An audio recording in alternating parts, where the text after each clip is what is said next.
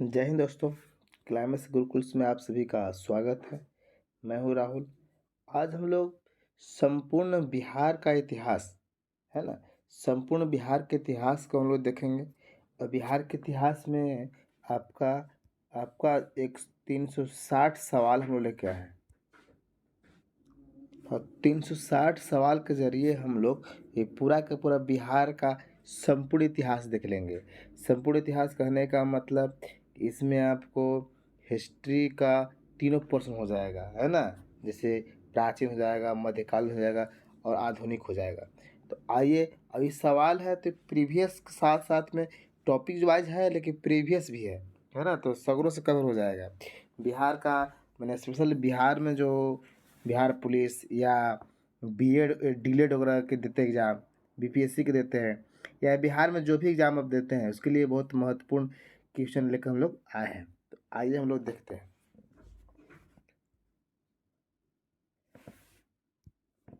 चलिए सवाल देखते हैं, थोड़ा सा जूम कर लेते हैं अगर नहीं दिख रहा हो तो। हमको आशा है कि आपको दिख रहा होगा।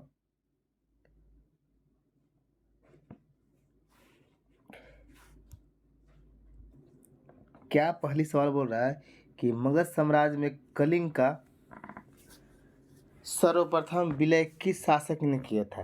तो कलिंग का सर्वप्रथम विलय किसने किया था? तो आपको पहला हो जाएगा तो महापद्मानंद किया था। किसने किया था? तो महापद्मानंद के द्वारा किया गया था। दूसरी सवाल क्या बोल रहा है कि बिहार क्षेत्र की चर्चा सर्वप्रथम कहाँ से मिलता है? तो शतपथ ब्राह्मण से मिलता है। कहाँ से मिलता है? शतपथ ब्राह्मण से प्राप्त होती है ना। तीसरी सवाल क्या बोल रहा है कि निम्नलिखित में से किस विदेशी यात्रियों ने बिहार की यात्रा की? तो बिहार की यात्रा इसमें से लगभग सभी लोग किए थे। कौन किए थे इसमें से? सभी लोग किए थे। मतलब कि मेगा स्निज भी किए हैं, फहियान भी किए हैं, हैंडसॉन्ग भी किए हैं, यानी कि सभी लोग इसका यात्रा किए हैं बिहार के। अगली सवाल क्या बोल रहा है? सवाल नंबर चौथा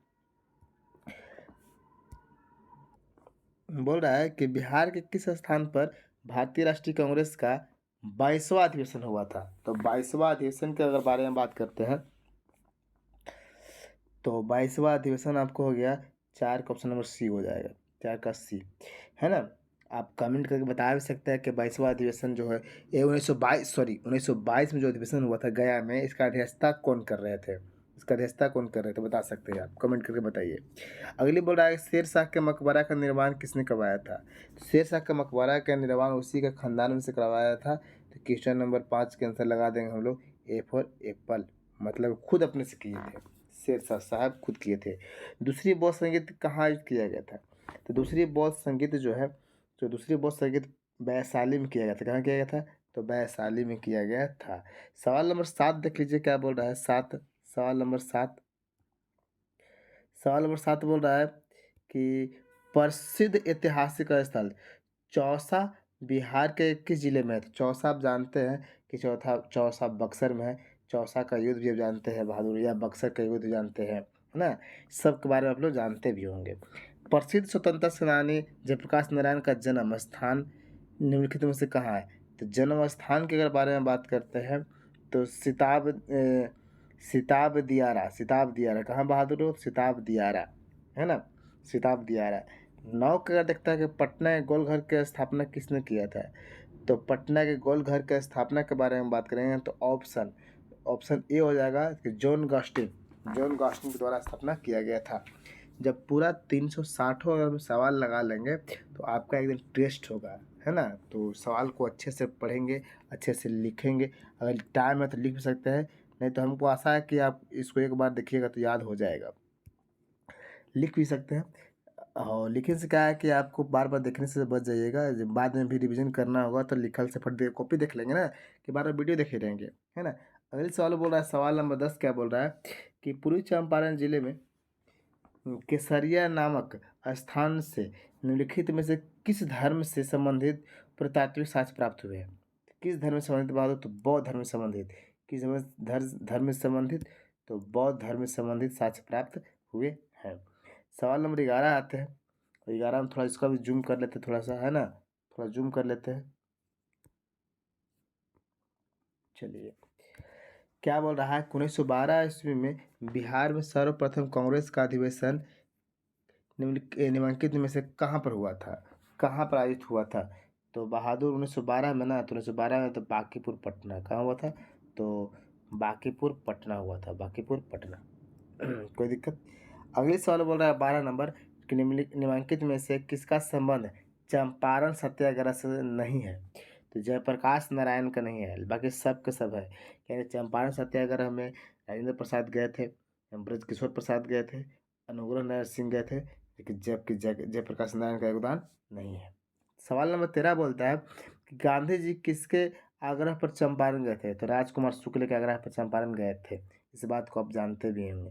सवाल नंबर 14 क्या बोलता है?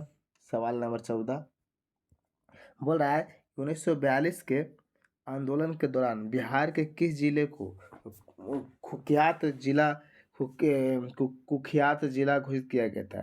तो किस जिले के बहादुर? तो सारण जिले को। किस जिला के? तो सारण जिला को कुख्यात जिला घोषित किया गया था। 15 बोलता है कि बिहार में धातु प्रस्तयुगीन अवशेष मिले हैं। धातु प्रस्तयुगीन अवशेष मिले हैं, तो कहाँ से प्राप्त हुए हैं? तो सारे जगह से प्राप्त हुए हैं बहादुर लोग।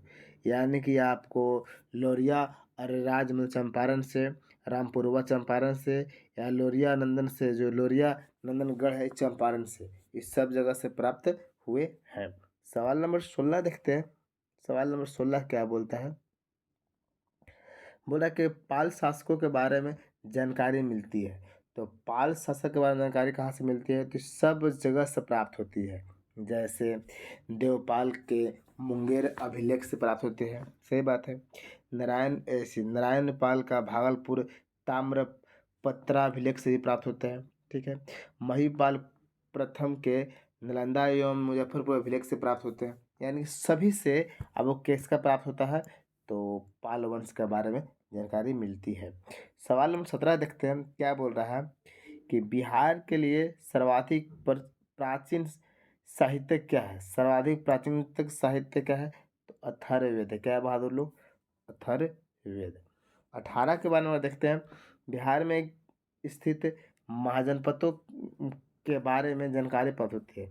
तो महाजनपद के बारे में जानकारी प्राप्त होती है बाद अंगुत्तर निकाय से। क्या से? अंगुत्तर निकाय से। अगर संपूर्ण महाजनपद की जानकारी के बारे में बात करेंगे तो 3 जगह से प्राप्त होते हैं। कहाँ कहाँ से? एक तो अंगुत्तर निकाय से, 2 गो और एगो भगवती सूत्र बता दिए, ठीक है।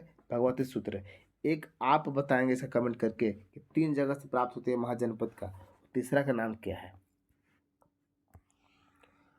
सवाल नंबर देखिए 19 क्या बोल रहा है कि बिहार में बड़े पैमाने पर उत्खनन कार्य करने वाला तथा कई प्राचीन स्थलों की खोज वाले मैंने करने वाले श्रेय किया जाता है ना।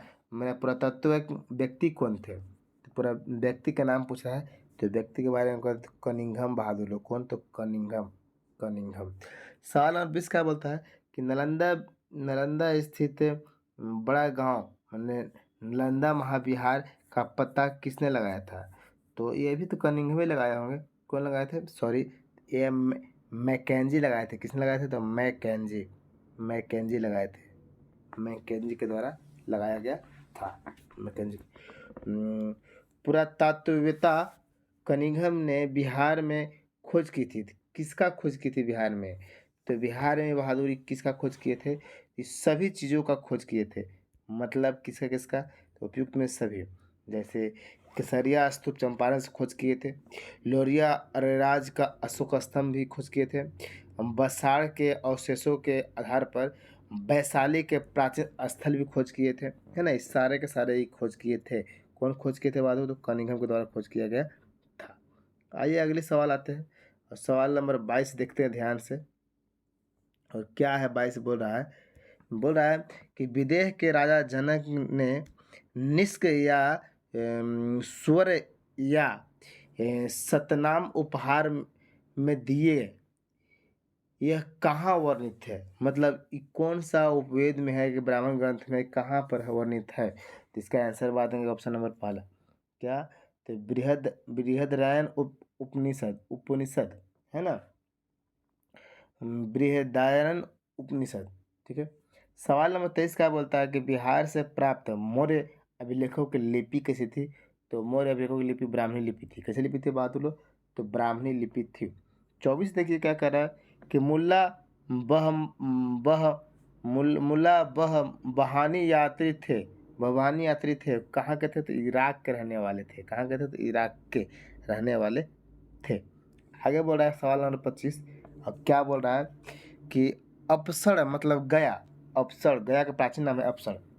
अपसर अपसर से एक मंदिर का भगवान अवशेष प्राप्त हुआ है। भवनावशेष भगना अवशेष प्राप्त हुआ है। इसके बीच दीवारों तथा दृश्य अंकित है। तो मैंने किसका अंकित, दीवार पर किसका अंकित किया गया है, ये सवाल पूछ रहा है। तो रामायण के, किसका बहादुर लोग? तो रामायण के प्राप्त होती है। किसका प्राप्त होती है? तो रामायण। किसका? तो रामायण, रामायण के। कोई दिक्कत? सवाल नंबर 26 क्या बोलता है कि बिहार में आदि मानव की उपस्थिति के आरंभिक साक्ष्य कहाँ से प्राप्त होते हैं? आरंभिक साक्ष्य कहाँ से? तो मुंगेर और नालंदा से प्राप्त होते हैं। कहाँ से? तो मुंगेर और नालंदा से प्राप्त होते हैं। कोई दिक्कत यहाँ तक? मुंगेर और नालंदा से प्राप्त होते हैं। अगले सवाल क्या बोल रहा है 27 नंबर, बिहार में चिरांद एवं चेचर से किस युग के अवशेष प्राप्त हुए हैं? है ना, चिरांद सारण में पड़ता है, चेचर वैशाली में पड़ता है। तो किस युग का अवशेष प्राप्त हुए हैं बहादुर लोग? तो ये है नवपाषाण युग का। उसका नवपाषाण का मतलब, कहने का मतलब यही है। 28 क्या कहता है?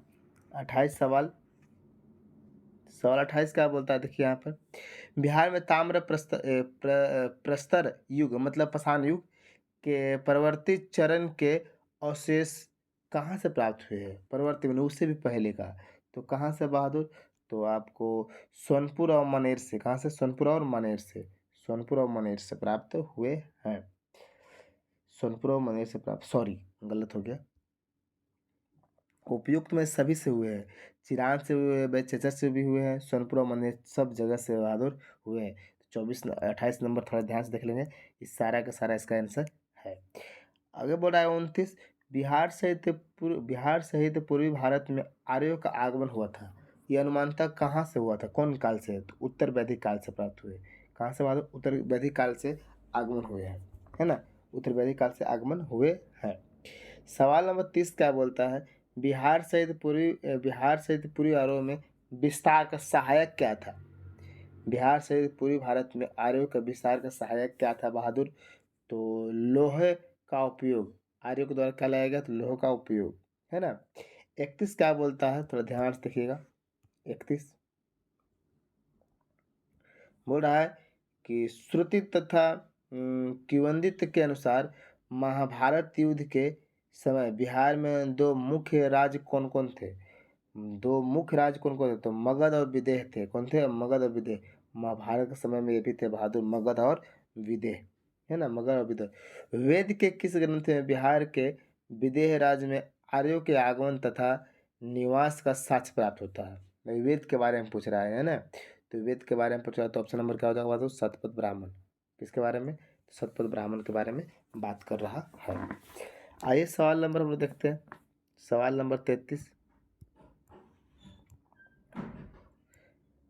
सवाल नंबर 33 ध्यान से देखेंगे बहादुर क्या बोल रहा है। सवाल नंबर 33, है ना, सवाल नंबर 33 पढ़िए क्या कर रहा है कि बिहार का कौन सा राज्य प्रारंभ में बहुत दिनों तक आर्यवर्त के बाहर तथा आर्यवर्त के बाहर था तथा अनार्य जाति के लोगों का आवास स्थल था? तो कौन सा स्थल बहादुर? तो ऑप्शन नंबर सी मगध। कौन सा? तो मगध। कौन मारेंगे हम लोग? तो मगध आंसर लगाएंगे इसको, क्या आएगा? मगध।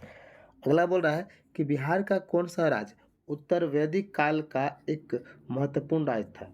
कौन सा राज्य क्या है? उत्तर वैदिक काल का एक महत्वपूर्ण राज्य था, उत्तर वैदिक काल का। तो ऑप्शन नंबर डी हो जाएगा, तो विदेह हो जाएगा बहादुर। कौन हो जाएगा? तो विदेह। अगली बोल रहा है कि 6ठी शताब्दी से पूर्व में भारत में 16 महाजनपदों का उदय हुआ। इनमें से कितने महाजनपद वर्तमान बिहार में है? तो कितने बहादुर? 3 गो है। कौन गो है? तो 3 गो है। और तीनों कौन कौन है बहादुर? ये कमेंट करके बताइए, तीनों कौन कौन है, तीनों कौन कौन महाजनपद है बिहार में, ये आप कमेंट करके बताइए, है ना। आप क्वेश्चन नंबर लिख दीजिएगा, कि 35 लिख कर ऐसे बताइएगा, ताकि पता चलेगा कि आप सवाल नंबर 35 का जवाब दे रहे हैं, है ना। 36 सवाल क्या कह रहा है, निम्नलिखित में से कौन सा महाजनपद वर्तमान बिहार के क्षेत्र में स्थित नहीं है?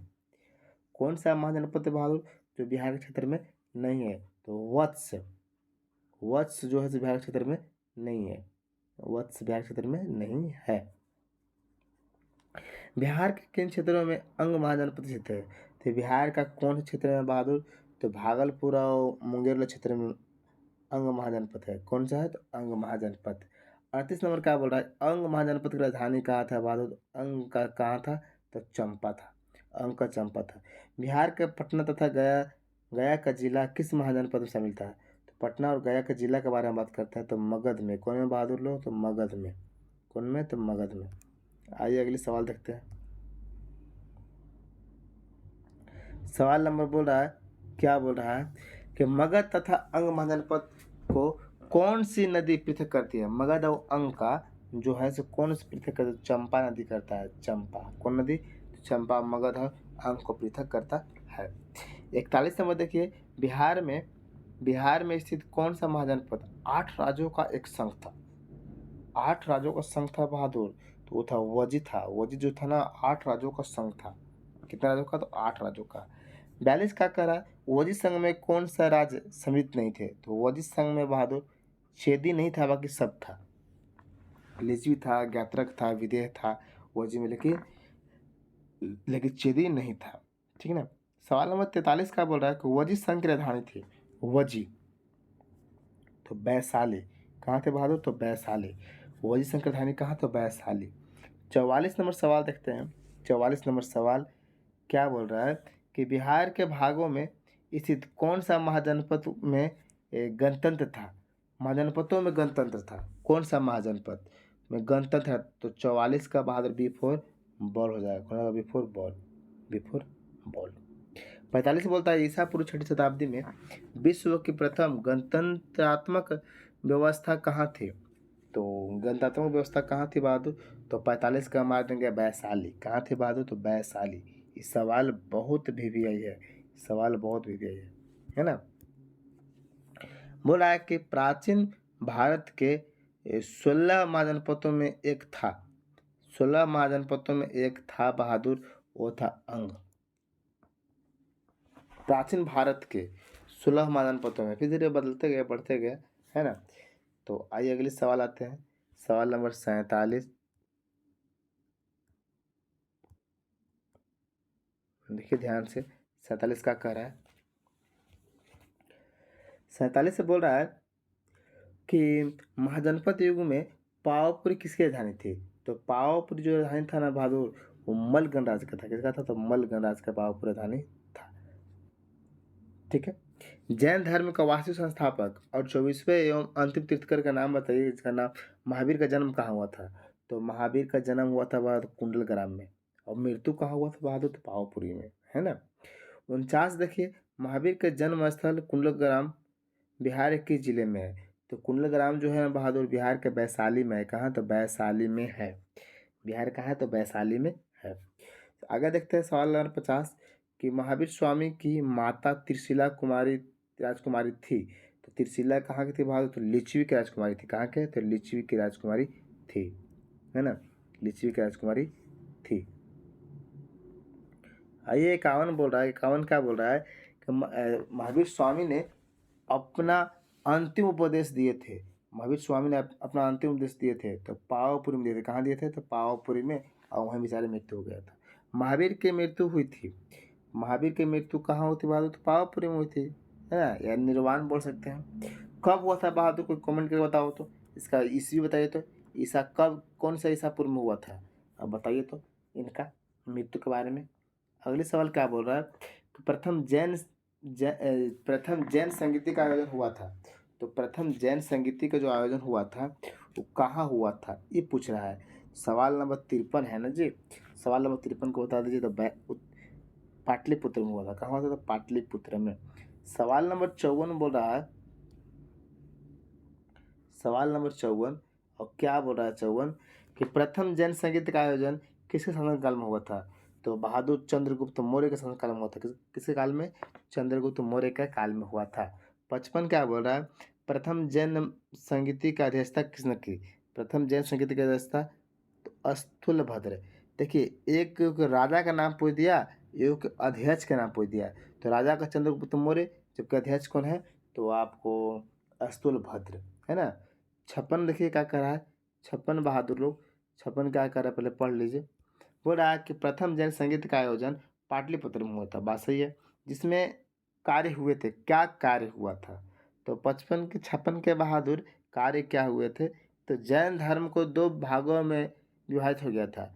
कौन कौन, श्वेतांबर और दिगंबर। तो इसका आंसर हो जाएगा B for ball, B for ball. कोई दिक्कत। सवाल बड़ा 57 कि बौद्ध धर्म के संस्थापक गौतम बुद्ध गृह त्याग के उपरांत सर्वप्रथम गए थे, तो गृह त्याग के बाद कहाँ गए थे बहादुर, तो गए थे वैशाली के समीप अलार कलाम आश्रम में गए थे, है ना। पहला गुरु जी के पास गए थे। देखो क्रम से आ रहे हैं ना, पहले जैन पढ़े, फिर बौद्ध में आए, फिर बौद्ध के बाद इधर आगे बढ़ेंगे, तो क्रम से भी सवाल आ रहे हैं, है ना सब। लेकिन सब के सब प्रीवियस भी है ना। 57 के बाद 58 देख लीजिए। बौद्ध गौतम बुद्ध को किस स्थान पर कौंडिय कौंडियन और 5 ब्राह्मण मिले थे। मतलब कि 5 ब्राह्मण कहाँ मिले थे बहादुर लोग, तो उर्वेला गया मिले थे। कहाँ मिले, तो गया मिले थे। कोई दिक्कत। गया का प्राचीन नाम उर्वेला। आइए अगले सवाल आते हैं। अगली सवाल थोड़ा बड़ा कर लीजिए। चलिए क्या सवाल बोल रहा है, ध्यान से देखेंगे। गौतम बुद्ध को किस नदी किनारे ज्ञान की प्राप्ति हुआ था, तो गौतम बुद्ध को ज्ञान की प्राप्ति जानवे गए थे कि निरंजना नदी किनारे। कौन सी नदी, निरंजना। इसी को फल्गु भी बोला जाता है बहादुर लोग, क्या बोला जाता है, तो फल्गु भी बोला जाता है। 60 क्या बोल रहा है कि राजगीर में आयोजित प्रथम बौद्ध संगीत में कौन से कार्य हुए थे, तो प्रथम बौद्ध संगीत में कार्य क्या हुआ था बहादुर, तो बुद्ध की शिक्षाओं का संकलन हुआ, सुत और विनय पिटक हुआ था। सुत पिटक और विनय पिटक थे। ऑप्शन नंबर क्या मानेंगे, B for ball, B for ball, B for ball, ठीक है।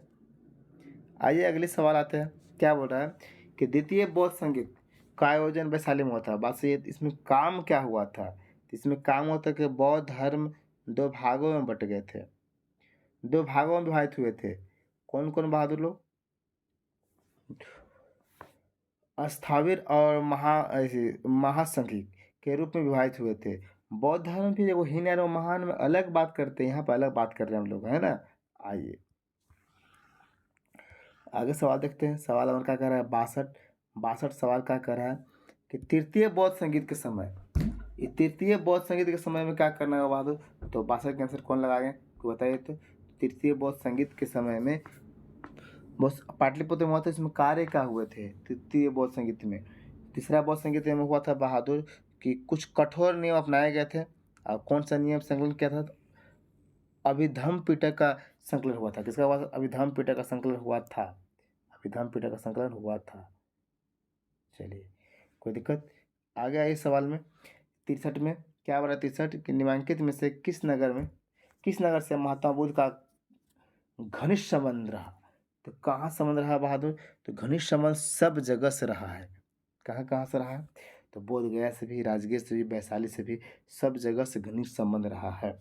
सवाल नंबर 64 क्या बोलता है,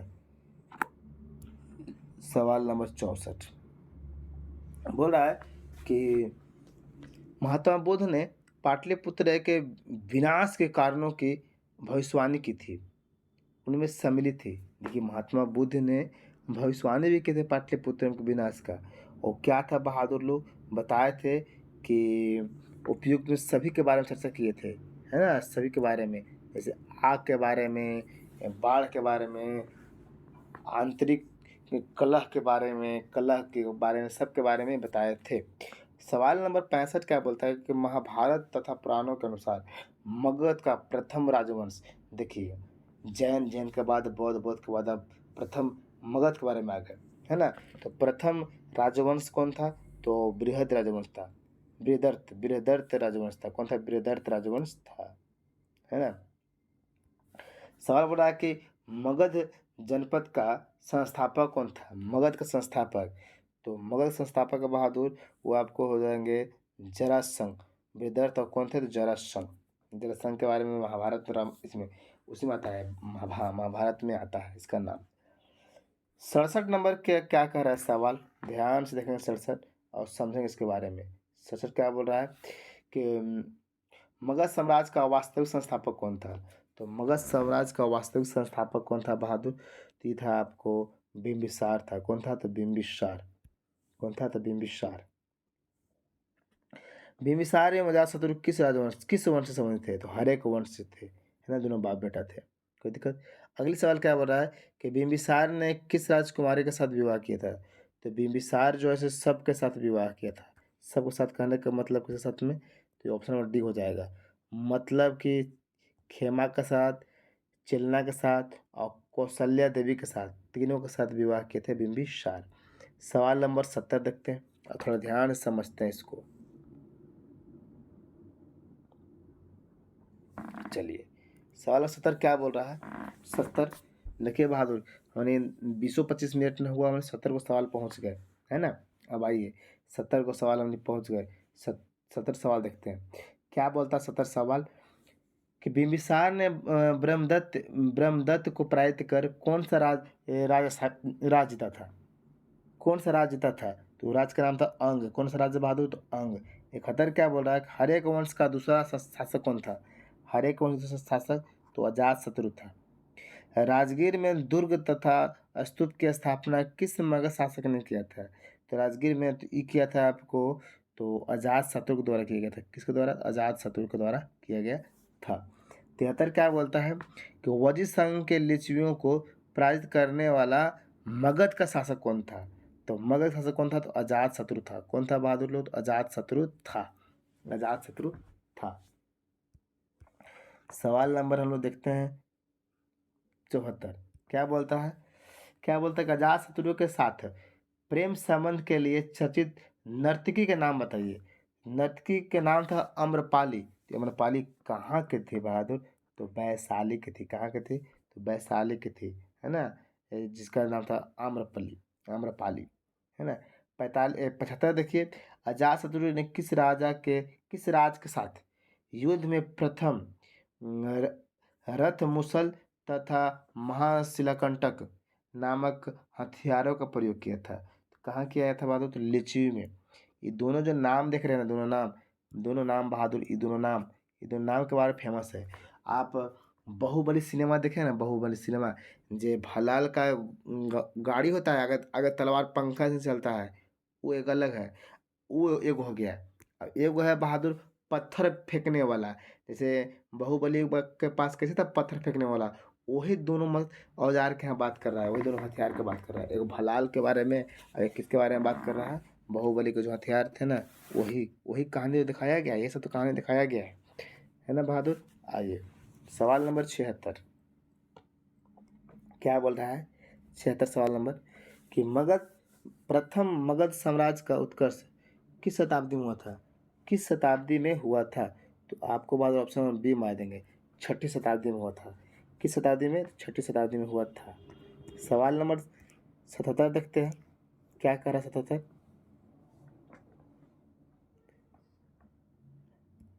बोल रहा है कि पाटलिपुत्र नगर की स्थापना किस शासक ने किया था? तो पाटलिपुत्र नगर की स्थापना जो है ये आपको उदयन के द्वारा किया गया था। किसके द्वारा? उदयन के द्वारा किया गया था। 78 बोल रहा है कि हरेक वंश का अंतिम शासक, हरेक वंश का अंतिम शासक बहादुर, वो आपको नागदशक था। कौन था? तो नागदशक था हरेक वंश का अंतिम शासक। हरेक वंश के उपरांत मगध पर किस वंश की सत्ता स्थापित हुआ? किस वंश की सत्ता स्थापित हुआ बहादुर? तो शिशुनाग का। हरेक वंश के बाद कौन सा आया? तो शिशुनाग वंश आया। 80 नंबर क्या कह रहा है? सर्वप्रथम बोल रहा है कि सर्वप्रथम मगध के किस शासक ने गिरिब्रिज या मतलब कि राजगिरी के अतिरिक्त वैशाली को भी अपनी राजधानी बनाया था? तो वैशाली को भी अपनी राजधानी बनाने वाला है जो बहादुर शिशुनाग है। कौन है? शिशुनाग। मतलब राजगीर को भी बनाया और किसको भी बनाया? तो वैशाली को भी बनाया, है ना। आइए सवाल नंबर 81 हम लोग आते हैं। 81 81 क्या बोल रहा है कि तृतीय बौद्ध संगीत का आयोजन किसके शासन काल में हुआ था? तीसरा बौद्ध संगीत के बारे में बोल रहा है। तीसरा बौद्ध संगीत अशोक के काल में हुआ था। किस समय में बहादुर? अशोक के काल में हुआ था। द्वितीय द्वितीय बौद्ध संगीत का आयोजन कहाँ हुआ था? देखो अध्यक्षता तो कर दिया अशोक, हुआ कहाँ था बहादुर बताइए। तो हुआ था आपको तो वैशाली में हुआ था। दूसरा बोध संगीत कहाँ बहादुर, तो वैशाली में हुआ था। तो यहाँ तो समझ में आया। चलिए तो थोड़ा पानी पी लेते हैं।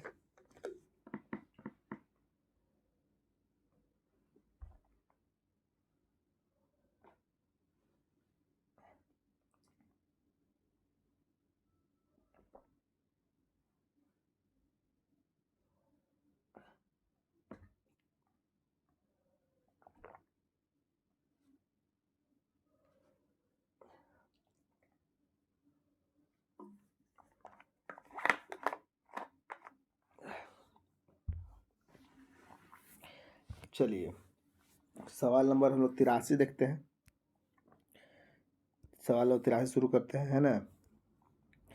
क्या बोल रहा है सवाल नंबर 83, ध्यान से देखिएगा कि तृतीय बौद्ध संगीत, तृतीय बोले दूसरा बौद्ध संगीत की अध्यक्षता कौन किया था। तो दूसरा बौद्ध संगीत की अध्यक्षता किया था सब कामी। कौन किया था, सब कामी। 84 क्या बोल रहा है कि मगध के किस शासक को कलिंग का अंश परशुराम अवतार क्षत्रियों का नाशक या सर्वक्षत्रात्मक या एमक्षत्र या एकराट का उपाधि दिया गया था। तो पूरा का पूरा दिया गया था, वो दिया गया था बहादुर महापद्मानंद का। इतना मन उपाधि है, देख लो कौन कौन उपाधि है ऐसे। ये हो गया आपको, ये हो गया आपको, ये हो गया, बहुत सारा उपाधि है। सब उपाधि दिया गया है महाजनपद को, महापद्मानंद को, है ना, महापद्मानंद को। 85 क्या बोल रहा है कि प्रथम बौद्ध संगीत की आयोजन किसके शासनकाल में हुआ था। तो प्रथम बौद्ध संगीत का आयोजन हुआ था शासन, राजा का नाम तो अजात शत्रु के शासनकाल में, अजात शत्रु के शासनकाल में हुआ था, है ना बहादुर। तो आइए अगले सवाल आते हैं। और कहाँ हुआ था ये तो बात को पता है आपको कि आपको हुआ था राजगीर में हुआ था बहादुर, ठीक है। प्रथम बौद्ध संगीत की अध्यक्षता किसने की थी। तो अध्यक्षता के बारे में फिर वही सवाल आ गया। तो 87 के बारे में बहादुर ऑप्शन नंबर, प्रथम बौद्ध संगीत का अध्यक्षता तो महाकश्यप, है ना, महाकश्यप के बारे में बात कर रहा है। 87 के बाद 88 देखिए ना बहादुर। 88 क्या बोल रहा है कि मगध साम्राज्य में कलिंग का विलय सर्वप्रथम किया था। तो कलिंग का जो विलय था वो किया था महापद्मानंद। किसने किया था, तो महापद्मानंद के द्वारा किया गया था। आगे सवाल देखिए। सवाल बोल रहा है कि निम्नलिखित में से मगध का कौन सा राजा सिकंदर महान का समकालीन था। कौन सा राजा था, तो आपको था बहादुर घना नंद होगा। कौन होगा, तो घना नंद ही सिकंदर का समकालीन था, है ना। 90 क्या बोल रहा है कि चंद्रगुप्त मौर्य ने मगध की सत्ता किसकी सहायता से प्राप्त की थी। तो ये आपको था चाणक्य की सहायता से, है ना, चाणक्य की सहायता से वो घनानंद को हत्या करके प्राप्त किए थे। 91 बोल रहा है कि यूनानी दूत मेगास्थनीज किसके दरबार में पाटलिपुत्र आए थे। चंद्रगुप्त मौर्य के दरबार में बहादुर पाटलिपुत्र आए थे। किसके दरबार में, चंद्रगुप्त मौर्य के दरबार में पाटलिपुत्र आए थे। एक इसी के बारे में पूछ दिया, चंद्रगुप्त मौर्य जो मेगास्थनी जो आया था चंद्रगुप्त मौर्य के समय में, वो कब आया था, सवाल पूछ दिया। सवाल पूछ दिया कब बहादुर, तो 315 ईसा पूर्व में आए थे। कब आए थे, 315 ईसा पूर्व में आए थे। 93 बोल रहा है कि चंद्रगुप्त मौर्य के दरबार में मेगास्थनीज को भेजने वाला शासक कौन था। तो सेल्युकस निकेटर होगा। कौन होगा बहादुर, तो सेल्युकस निकेटर, सेल्युकस, सेल्युकस था, है ना, सेल्युकस। कोई दिक्कत। सवाल नंबर आगे बोल रहा है कि किस शासक के शासनकाल के समय मगध में 12 वर्षों तक का भीषण अकाल हुआ था। चंद्रगुप्त मौर्य के समय ही बहादुर 12 वर्ष का भीषण अकाल हुआ था। 95 बोल रहा है कि चंद्रगुप्त मौर्य का प्रधानमंत्री था। चंद्रगुप्त मौर्य का प्रधानमंत्री कौन था बहादुर, तो चाणक्य जी थे। कौन थे, चाणक्य जी चंद्रगुप्त मौर्य का प्रधानमंत्री थे। आइए सवाल नंबर हम लोग आते हैं 95 के बाद 96, है ना, 95 के बाद 96। देखिए 96 क्या बोलता है, ध्यान से देखेंगे। किस किससे मुक्ति दिलाने के कारण चंद्रगुप्त मौर्य को भारत का मुक्तिदाता कहा जाता है। तो भारत का मुक्तिदाता कहा जाता है बहादुर यूनानियों से मुक्ति दिलाने के कारण। तो भारत का मुक्तिदाता चंद्रगुप्त मौर्य का मतलब कि अशोक से, जो अशोक बोल रहे हैं सिकंदर से मुक्ति दिलाते हैं ना, या आओ अलग अलग शासक से, सिकंदर थोड़ी आओ भी है शासक जिसे मुक्ति दिलाते हैं यूनानी से। तो यूनानियों से मुक्ति दिलाते हैं। 97 देखिए तो बहादुर, वह स्रोत जिससे पाटलिपुत्र के प्रशासन का वर्णन प्राप्त होता है। तो पाटलिपुत्र के प्रशासन का वर्णन प्राप्त होता है इंडिका से। किससे बहादुर लोग? तो इंडिका से। इंडिका मेगास्थनीज के द्वारा लिखा गया। मेगास्थनीज के पुस्तक के नाम है क्या बहादुर? तो इंडिका नाम है। देख लीजिए दोनों सवाल रिपीट कर दिया। 99 क्या बोल रहा है? 99 बोल रहा है बहादुर कि पाटलिपुत्र के शासन व्यवस्था का विस्तृत वर्णन किस विदेशी यात्री के वृत्तांत से मिलता है?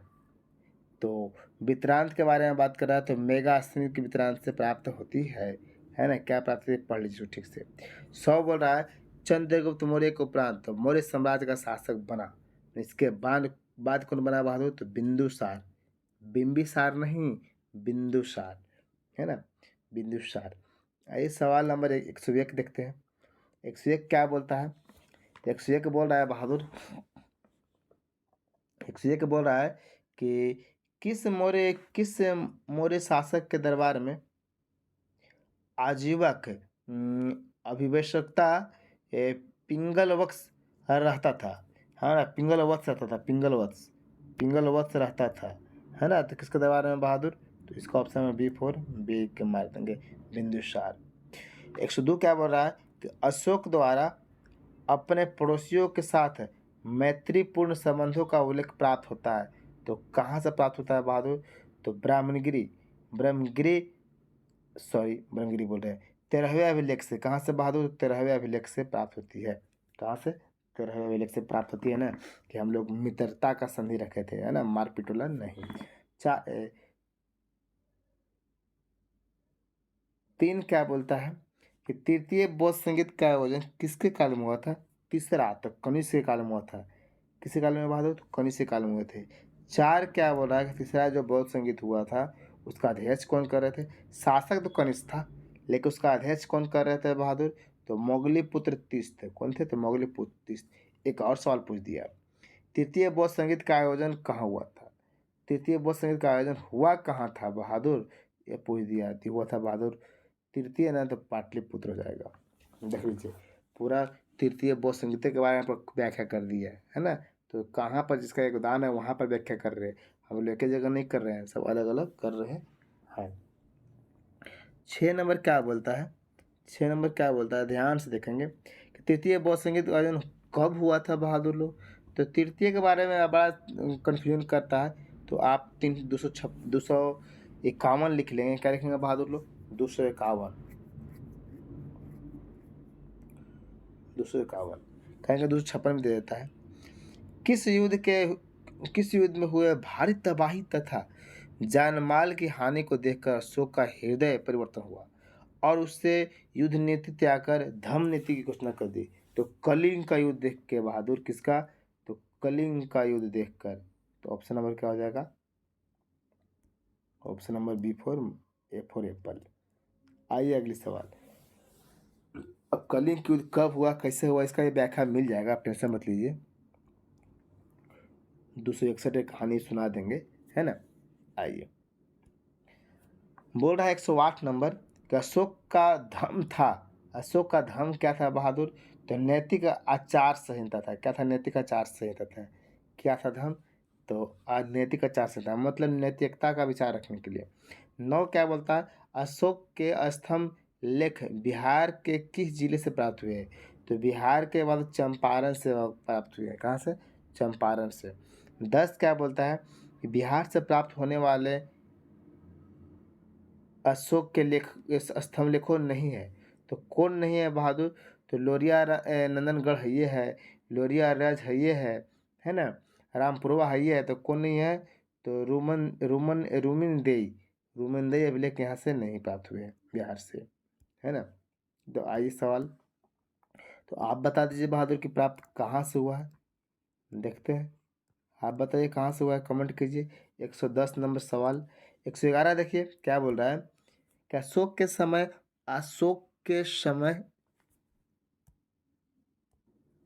क्या बोल रहा है कि अशोक के समय मौर्य साम्राज्य में 5 प्रांत का उल्लेख मिलता है। प्राची या प्राची प्रांत, जो पूरे प्रदेश की राजधानी थी। तो 111 क्या हो जाएगा बहादुर? तो पाटलिपुत्र के बारे में बात कर रहा है ना। 112 क्या बोल रहा है? पाटलिपुत्र में स्थित चंद्रगुप्त का महल मुख्य बना। चंद्रगुप्त महल का बना था, लकड़ी का बना था बहादुर। क्या था? लकड़ी के बना था, लकड़ी का। आइए सवाल नंबर, चंद्रगुप्त मौर्य का राजप्रसाद स्थित है।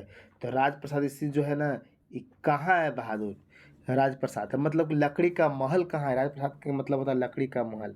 ये है कहाँ था बहादुर? तो 113 का बहादुर कुम्हरार पटना में है ना, कुम्हरार पटना में है। यह पूछता है कि जो राजप्रसाद है ना, राजप्रसाद ये है, राजप्रसाद है क्या? तो लकड़ी का महल के बोला जाता है। ये पिछली बार 68वां बीपीएससी सवाल में पूछा है। ये सवाल नंबर 13 है ना। 14 क्या बोलता है कि किस विद्वान ने चंद्रगुप्त मौर्य के राजप्रसाद के बारे में कहा कि इसकी शान शौकत का मुकाबला न तो सुसा और न एक बेतना कर सकता है, न एक बेतना कर सकता है। इसका इसका आंसर कौन हो जाएगा? इसका आंसर हो जाएगा ऑप्शन नंबर एरियन। कौन कहे थे? तो किस विद्वान ने कहे थे? तो एरियन ने कहे थे, एरियन ने कहे थे। अगली सवाल क्या बोल रहा है, ध्यान से देखिएगा। बोल रहा है बहादुर, चंद्रगुप्त मौर्य के राजप्रसाद के बारे में किसने कहा कि यह प्रसाद मानव कृति नहीं वरन देवों द्वारा निर्मित है। मतलब यह जो लकड़ी का महल है, ये मानव द्वारा नहीं, देव के द्वारा बनाया गया है, ऐसा बनाया गया था। तो option number B for ball. कौन? तो फाहियान के द्वारा विचार दिया गया था। 16 नंबर क्या बोलता है? 16 क्या बोलता है बात देख लीजिए यहाँ पर। 16 क्या बोलता है? बोल रहा है कि किस शासक ने गया के निकट बराबर की पहाड़ियों में आजीविकों के लिए गुफाओं का निर्माण कराया? तो बराबर के पहाड़ी में तो जानवे करते हैं बहादुर के अशोक के द्वारा करवाया गया था। किसके द्वारा? अशोक। इनका इनका नाती पोता भी करवाए थे, है ना। पाटलिपुत्र के नगर निर्माण तथा सुंदरता का वर्णन कहाँ से प्राप्त होता है? सुंदरता का वर्णन किया गया है, तो कौन किया था बहादुर सुंदरता का वर्णन? तो मेगास्थनीज ने, मेगास्थनीज के ग्रंथों में मिलता है, मेगास्थनीज के द्वारा किया गया था। 18 क्या बोलता है कि वह स्थान जिसमें अशोक ने स्वयं को मगध का सम्राट कहा। अशोक कहा था तो भ्राभु स्तंभ से, भारभु स्तंभ से कहा था, भारभु स्तंभ बताया है, यानी यहाँ से प्राप्त होता है। 19 क्या बोलता है कि मौर्य वंश के उपरांत मगध पर किस वंश का शासन स्थापित हुआ? तो मन मतलब मौर्य वंश के बाद कौन आ गया? तो शुंग वंश आया, है ना बहादुर। कौन आया? तो शुंग वंश आया। हम लोग 119 को देख लिए इतना जल्दी में, है ना। आइए हम लोग देखते हैं 120 120 120 क्या कहता है, ध्यान से देखेंगे। 120 बोल रहा है शुंग वंश के संस्थापक कौन थे? तो पुष्यमित्र शुंग है। कौन है बहादुर लोग? पुष्यमित्र शुंग है, शुंग वंश का संस्थापक पुष्यमित्र शुंग है ना, पुष्यमित्र शुंग है। आगे कैसे बोल रहा है कि किस शुंग शासकों ने पाटलिपुत्र में स्थित कुकुट राम विहार को 3 बार नष्ट करवाने का प्रयास किया? कितने बार? 3 बार। ये विहार मतलब रहने का है जगह, बौद्ध को विहार बोलते थे। इसको 3 बार नष्ट करने की कोशिश किया बहादुर। या कैसे कहे हैं? तो ऑप्शन नंबर पुष्यमित्र शुंग। कौन हो जाएगा? पुष्यमित्र शुंग। 22 क्या बोलता है कि पाटलिपुत्र पर डेमेट्रियस का आक्रमण कब हुआ था? पाटलिपुत्र पर डेमेट्रियस का आक्रमण कब हुआ था? तो 22 न, तो 185 ईसा पूर्व में। कब बहादुर? 185 ईसा पूर्व में, है ना। 23 क्या बोलता है?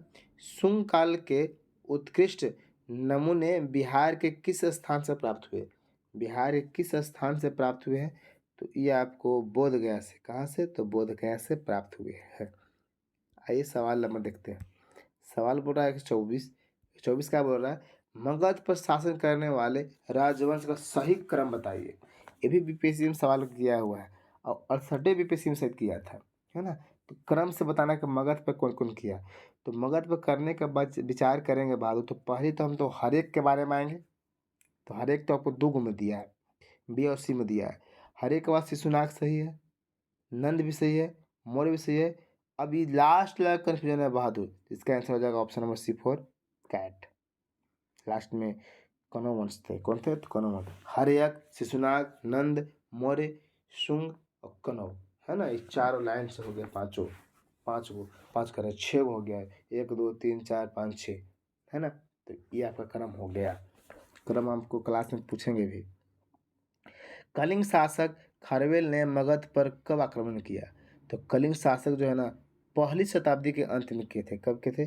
पहली शताब्दी के अंत में, मतलब दूसरी पहुंचने वाला था, पहली शताब्दी के अंत में।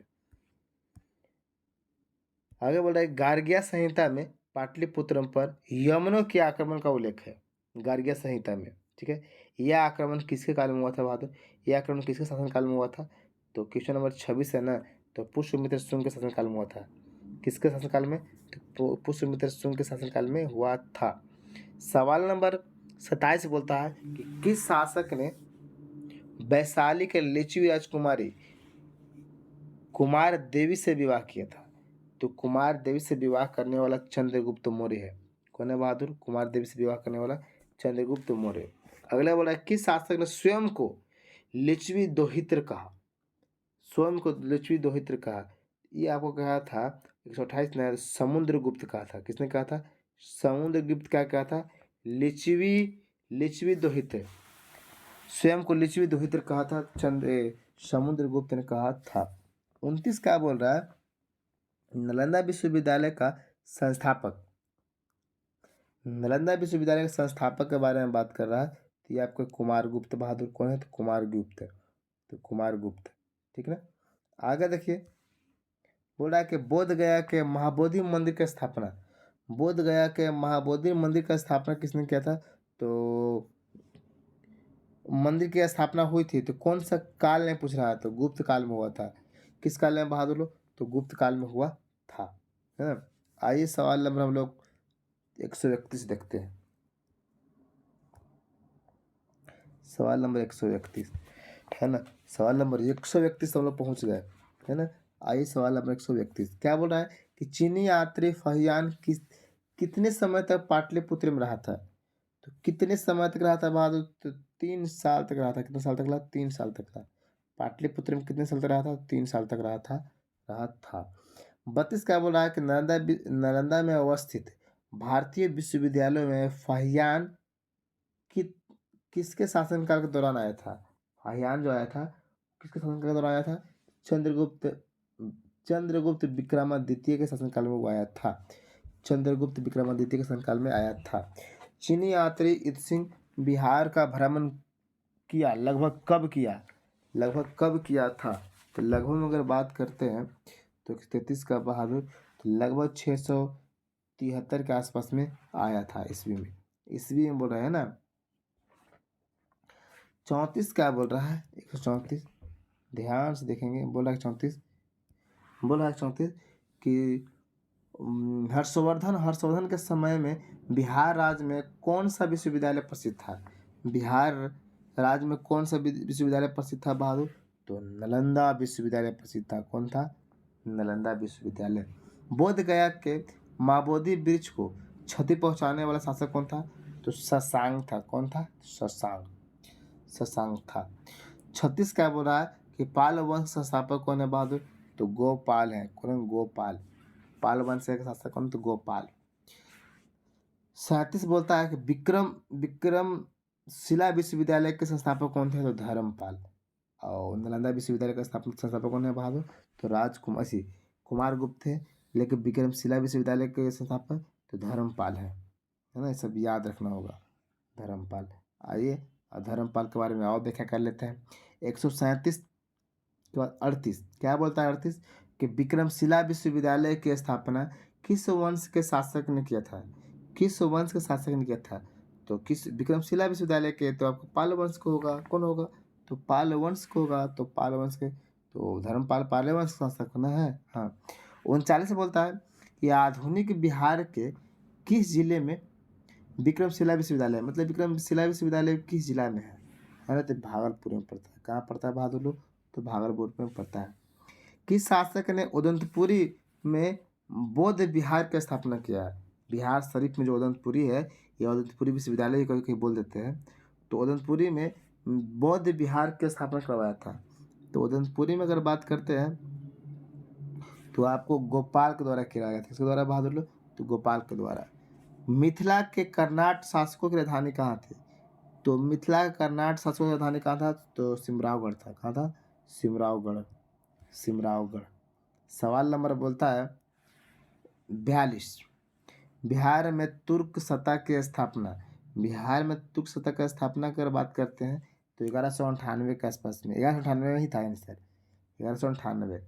नालंदा विश्वविद्यालय को किसने ध्वस्त किया था बहादुर? ध्वस्त तो बख्तियार खिलजी के द्वारा किया गया था। बख्तियार खिलजी के द्वारा किया गया था। 44 देखिए कि तुगलक काल में बिहार का राजधानी कहाँ था? तो बिहार शरीफ था बहादुर लोग। कहाँ था? तो बिहार शरीफ। बिहार शरीफ था। आइए सवाल नंबर हम लोग आते हैं। तो सवाल नंबर आते हैं लोग 45।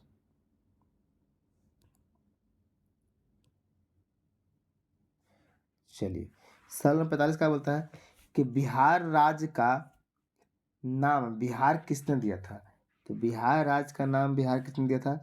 तुर्कों के द्वारा दिया गया था। किसके द्वारा बहादुर लोग? तुर्कों के द्वारा दिया गया था। तुर्कों के द्वारा दिया गया था।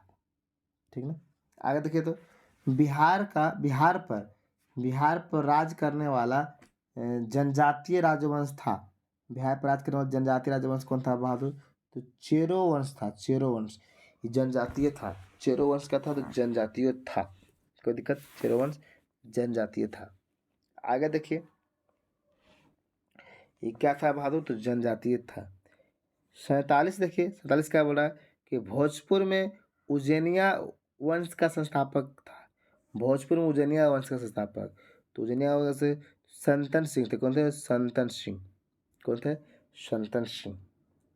48 क्या बोलता है सिकंदर लोदी ने 1495-96 में किसे बिहार का प्रभारी नियुक्त किया था? प्रभारी नियुक्त किया था। बिहार का प्रभारी नियुक्त किसे किया था बहादुर लोग? 48 जो है ना ये आपको हसन खां को किया था। किसके?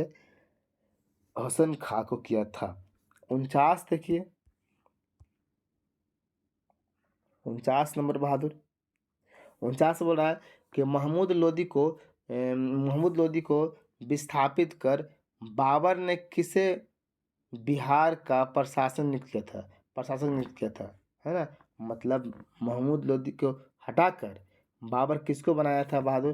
तो जलाल खां को बनाया था। किसे बनाया था? तो जलाल खां को बनाया था। किसे? तो जलाल खां को बनाया था। सूर्यवंश के संस्थापक कौन है बहादुर? शेरशाह सूरी है। तो आइए पूरा शेरशाह सूरी की व्याख्या आप कर लीजिए। शेरशाह सूरी के बारे में क्या है कि शेरशाह को शेर खां को उपाधि किसने दिया था बहादुर? तो मोहम्मद नुहानी के द्वारा दिया गया था। किसके द्वारा? तो मोहम्मद नुहानी। सॉरी ऊपर एक और है 50 नंबर हो गया ना। 51 क्या है बहादुर? तो मोहम्मद नुहानी। ठीक है। 52 क्या बोल रहा है शेर खान ने किस युद्ध में हुमायूं को हराया था? शेर खान ने किस युद्ध में हुमायूं को हराया था?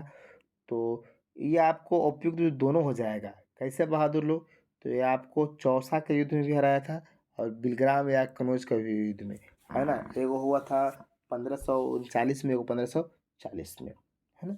आइए शेरशाह द्वारा पटना के नवनिर्माण का वर्णन किस रचना से में मिलती? किस रचना में? मतलब शेर खां के द्वारा नवनिर्माण मतलब पुनर्निर्माण करवाया गया था। तो कहाँ प्राप्त होता है बहादुर? तो तारीख दाऊदी में। कहाँ बहादुर? तारीख दाऊदी में। कहाँ से प्राप्त होता है? तारीख दाऊदी। तारीख दाऊदी से प्राप्त होती है। आगे बोल रहा है शेर शाह का प्रशासनिक प्रयोगशाला था। 54 शेर शाह का प्रशासनिक प्रयोगशाला था। तो ये कहाँ था बहादुर? तो सासाराम में। सहस्राम को बुलाया था। फिर बाद में सासाराम बोला गया। है ना। सहस्राम में सासाराम। ठीक है। 55 बोल रहा है कि सहस्राम को सासाराम पढ़ेंगे आप। ठीक है ना। बिहार का अंतिम अफगान शासक 55 बोल रहा है कि बिहार का अंतिम अफगान शासक तो दाऊद खां कररानी। कौन था? दाऊद खां कररानी। दाऊद खां कररानी। 56 क्या बोलता है शेर खां का मकबरा है। शेर शाह का मकबरा तो सहसाराम। सहसाराम वही है। सासाराम बोलना चाहता है। 57 क्या बोलता है कि शेर खां द्वारा कौन सा कार्य किया गया था। शेर शाह द्वारा कौन सा कार्य किया गया था। 57 का बहादुर इसमें सभी कार्य तो करवे किया है कि नहीं किया है। जैसे देखो जब तक प्रणाली शुरुआत करवाया था, सिकंदरी गज के बारे में प्रयोग किया था, सन की डंडी से नापता था बहादुर, रुपया का प्रचलन करवाया गया था, डाक प्रथा किया गया था, सारा बहुत सारे काम किए हैं करने वाले हैं। आगे देख लीजिए। तो चलिए और हम लोग आगे पढ़ लेते तब तक ला।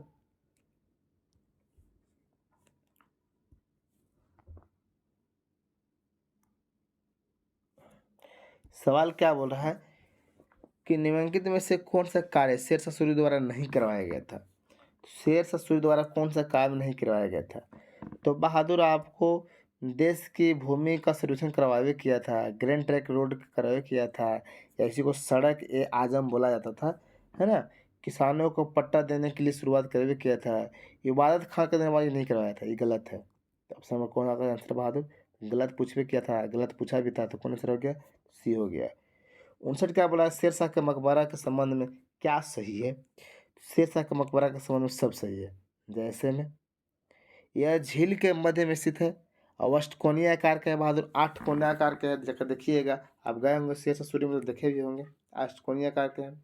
यह मकबरा चौकोर चबूतरे पर बना है, चौकोर चबूतरा बना कर उसे बनाया गया है, जिसके चारों ओर सीढ़ियाँ है। सही बात है, गोले गोले सीढ़ी उतरने के लिए मिलेगा। इसकी छत एक भव्य गुंबज के रूप में है। छत एक क्या है, तो गुंबज के रूप में, यानी कि सब के सब क्या है, इसके द्वारा सही है। सवाल नंबर 60 क्या बोल रहा है। 60 बोल रहा है बहादुर कि बिहार को सर्वप्रथम अपने साम्राज्य में मिलाने वाला मुगल शासक। तो मुगल शासक का बहादुर तो अकबर है ना। अकबर मिलाया था 1580 में मिलाया था। कब मिलाया था, तो 80 में मिलाया था। हालांकि 74 में युद्ध किया था, फिर धीरे धीरे 80 में मिला दिया था, है ना। 80 में पूर्ण रूप से कब्जा कर लिया था। आगे आइए, आगे सवाल देखिए बहादुर लोग। सवाल नंबर क्या बोल रहा है। सवाल नंबर 61 कि पटना को अजीमाबाद नाम दिया था। तो पटना को अजीमाबाद नाम देने वाला कौन है। तो पटना को अजीमाबाद, तो वो आपको राजकुमार अजीम पर दिया गया है। किसके नाम पर दिया गया है, राजकुमार अजीम ने दिया था, ठीक है। 62 क्या बोल रहा है कि बिहार में किस मुगल शासक का राज्याभिषेक, बिहार में किस मुगल शासक का राज्याभिषेक अंग्रेजों के संरक्षण में हुआ था। तो ये आपको हो जाएगा बहादुर शाह आलम द्वितीय। क्या हो जाएगा, शाह आलम द्वितीय, शाह आलम द्वितीय। कोई दिक्कत। 63 नंबर सवाल देखिए क्या बोल रहा है। 63 नंबर सवाल बोल रहा है कि मुगल काल में बिहार का व्यापार किस महाद्वीप से होता था। मुगल काल में, है ना। तो मुगल काल में बहादुर होते थे, सभी से होते थे। जैसे यूरोप से भी होते थे, अफ्रीका से भी होते थे, और एशिया से भी होते थे, सब जगह से होते थे, है ना। तीनों महाद्वीप से होते थे। 64 बोल रहा है कि बिहार में मुगल स्थापत्य कला का सर्वश्रेष्ठ उदाहरण क्या है। का उदाहरण का बताइए बहादुर। तो क्या है कि उदाहरण में तो आपको बहादुर ये भी है, ये है पटना स्थित संगम मस्जिद है, ये है मंदिर स्थित शाह दौलत का मकबरा भी है, ये है पटना स्थित सैफ खां का मकबरा है, ये है। चलते आंसर क्या बोल देंगे Bahadur. Option number dog, D for dog. 65 देखिए, 65 बोल रहा है बिहार के मंदिर में स्थित शाह दौलत का मकबरा बनवाया गया था। शाह दौलत का मकबरा बनवाया गया था। तो बहादुर इब्राहिम खां काकर के द्वारा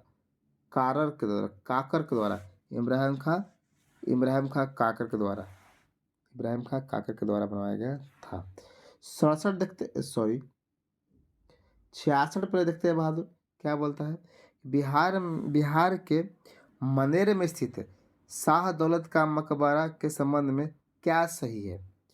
तो क्या सही है बहादुर, तो बात कर रहा है कि ए और बी दोनों सही है, ए और बी दोनों सही है। मतलब बहादुर कि इसका निर्माण लाल पत्थर से हुआ है।